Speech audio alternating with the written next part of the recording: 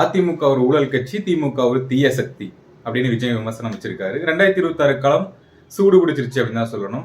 ஏன்னா விஜய் அவர்கள் தொடர்ந்து திமுக, பாஜக இந்த 2 கட்சிகளை மட்டும்தான் விமர்சனம் வச்சுட்டு வந்தாரு. இந்த அதிமுக கூட்டணி வரும் அப்படின்னு எதிர்பார்த்துட்டு இருந்த நிலையில இல்ல இவங்க போய் சேருவாங்க அப்படின்னு நினைச்சிட்டு இருந்தோம். ரெண்டுமே நடக்கல. அப்படிங்கிற பட்சத்துல இப்ப அதிமுக மேலே விமர்சனம் இருக்கிறாரு. அதுக்கு இந்த ரிப்ளை என்ன அப்படின்னு பார்த்தோம்னா, நீங்க ரொம்ப ஒழுங்கா உங்க படத்துக்கான FDFS டிக்கெட்டே நீங்க 3000 ரூபாய் 4000 ரூபாய்க்கு விற்கிறீங்க. இதுவே ஒரு மிகப்பெரிய ஊழல் தான். உங்க படம்லாம் ரிலீஸ் ஆகும்போது எப்படி கை கட்டி நின்னீங்க, அதை பத்தி உங்களுக்கு தெரியாதா? எல்லாமே தெரியும்ல. நீங்க எங்களை விமர்சனம் பண்றதுக்கு தகுதியே இல்லை. நீங்க ஊடகத்துல செய்தி வந்துகிட்டே இருக்கும்னு நினைக்கிறீங்க. பரபரப்பா ஒரு நியூஸ் வரணும் நம்மளை பத்தி, இந்த TRP ரேட்டிங் ஏறணும் அப்படின்னு தான் நினைக்கிறீங்க அப்படின்ட்டு எடப்பாடி பழனிசாமி ஒரு ரிப்ளை கொடுத்துட்டாரு. SIC அவர்கள் உள்ள வந்துட்டாரு. காங்கிரஸ் ஒரு பழமையான கட்சி, ஒரு மிகப்பெரிய வரலாறு இருக்கு.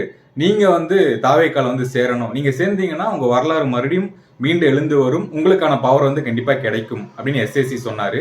தமிழக காங்கிரஸ் தலைவர் செல்வ பிறந்தை ஒரு ரிப்ளை கொடுத்துட்டாரு. நீங்க எங்களுக்கு பூஸ்டோ ஹார்லிக்ஸோ தர வேணாம், எங்க தலைவர் ராகுலே எல்லாமே கொடுத்துக்கிட்டு இருக்காரு அப்படின்னு ஒரு ரிப்ளை போகுது.